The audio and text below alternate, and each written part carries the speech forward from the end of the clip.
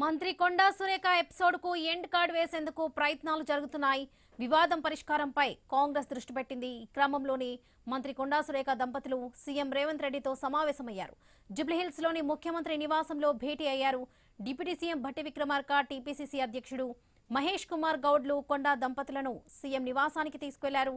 తాజా పరిణామాలపై ప్రధానంగా చర్చ జరిగినట్లుగా సమాచారం. మంత్రి ఓఎస్డీగా ఉన్న సుమన్ను ఇటీవల తొలగించడంతో వివాదం మొదలైంది. డక్కన్ సిమెంట్ యాజమాన్యాన్ని బెదిరించినట్లుగా సుమంత్పై ఆరోపణలు రావడంతో ప్రభుత్వం ఈ నిర్ణయం తీసుకుంది. సుమంత్ కోసం పోలీసులు సురేఖ నివాసానికి వెళ్లడం వివాదాన్ని మరింత పెంచింది. అక్కడ మంత్రి కుమార్తె సుస్మిత అడ్డుకోవడం తీవ్ర చర్చకు దారితీసింది. మరోవైపు మంత్రి కొండా సురేఖ దంపతులు, మంత్రి పొంగులేటి శ్రీనివాసరెడ్డి మధ్య వివాదం కొనసాగింది. మేడారం టెండర్లపై పంచాయతీ నడుస్తుంది. ఈ పరిణామాలపై ఏఐసీసీ తీవ్ర ఆగ్రహం వ్యక్తం చేశారు. ఇప్పుడు సీఎం రేవంత్ తో కొండా దంపతులు భేటీ కావడం ఆసక్తిగా మారింది. ఈ చర్చలు ఫలించాయా అన్న దానిపై ఆసక్తి నెలకొంది.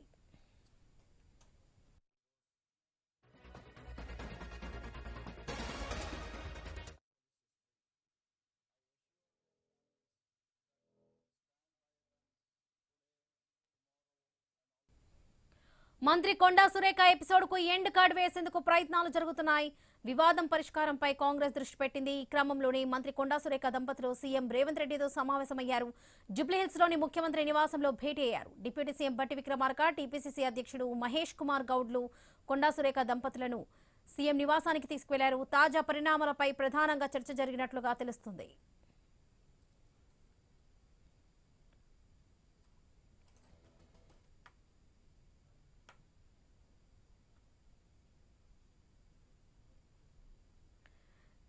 రైట్, ఇక ఇదే విషయానికి సంబంధించి పూర్తి అప్డేట్స్ మా ప్రతినిధి స్వామి అందిస్తారు. స్వామి, సీఎం రేవంత్ రెడ్డి నివాసంలో కొండా సురేఖ దంపతులు ఇవాళ భేటీ అయ్యారు. దీనికి సంబంధించిన అప్డేట్స్ ఏంటి?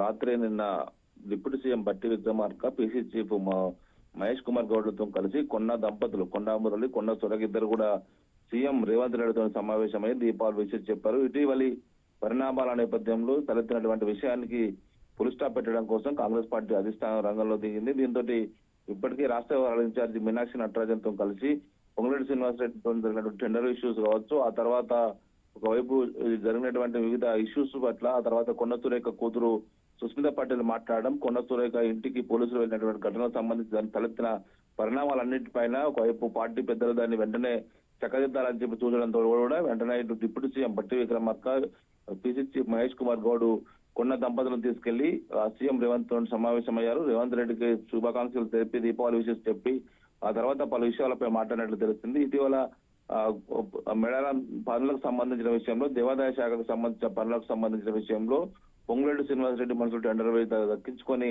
పనులు చేస్తున్న పట్ల పొంగులేటి కుటుంబానికి అదేవిధంగా